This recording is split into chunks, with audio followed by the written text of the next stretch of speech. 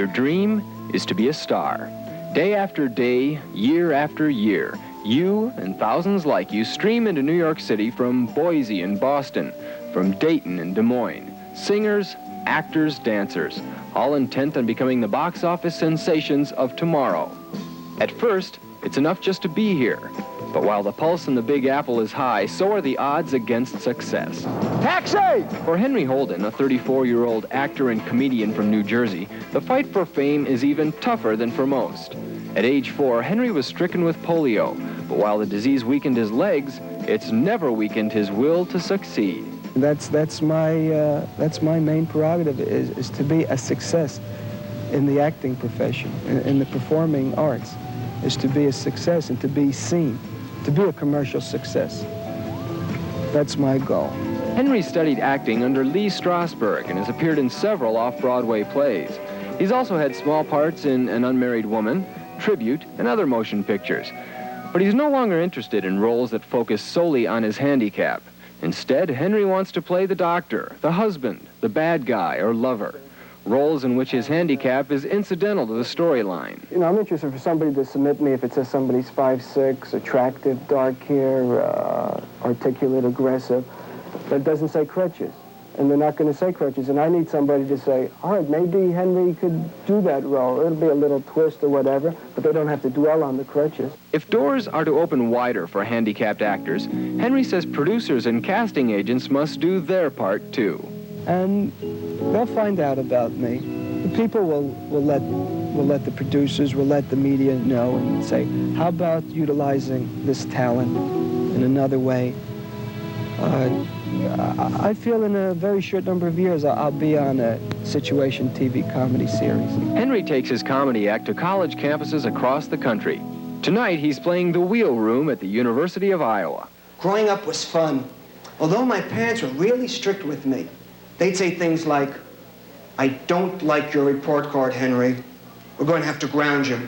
Give me the crutches. Come on, son, give me the crutches. Hey, Henry, don't crawl away from me when I'm speaking to you. Kids in the neighborhood. If you can laugh at everything, then you can go to the next point with this person. If you can laugh at somebody who's in a wheelchair, not at the person, but the situation, funny things. I mean, if you can laugh at me, if we can joke, and you see you forget about the crutches. I'd like to do my impersonation of former President Ford. Could I have a little hail to the chief?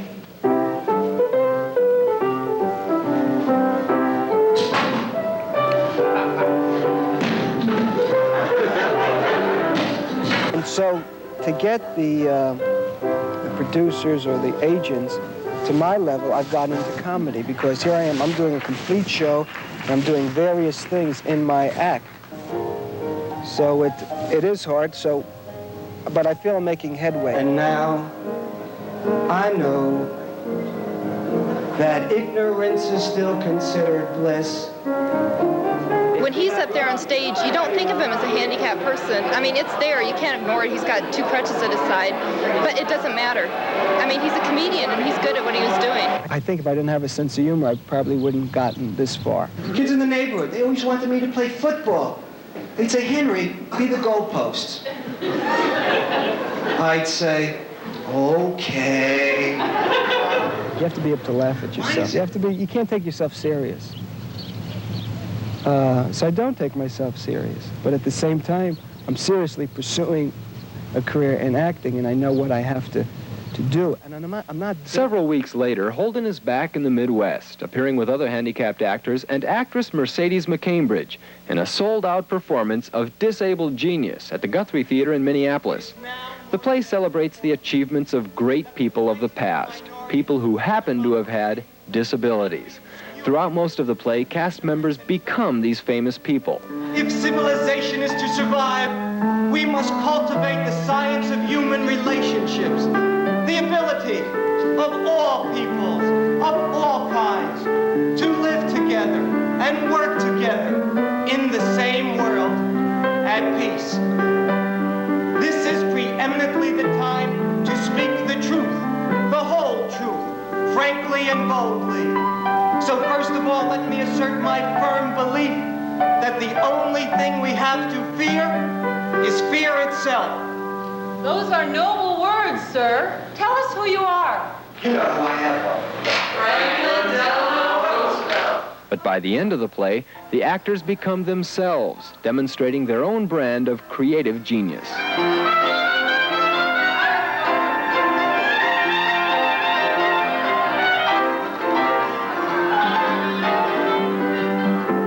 And when you see the sun sail behind the darkest cloud, bring the tears of countless lifetimes to your door.